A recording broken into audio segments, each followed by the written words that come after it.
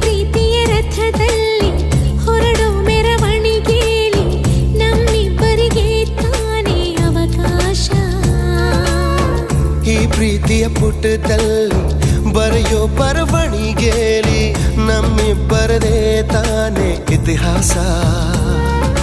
ಪ್ರೀತಿ ಎಂದರೆ ಹೀಗೇನೆ, ಕಾಲ ಎನ್ನುವ ಕಾಲನೇ ಬಿಟ್ಟು ಬಾಳುವುದು ಗೊತ್ತೇನೆ, ಲೋಕ ಎನ್ನುವ ಲೋಕನೇ.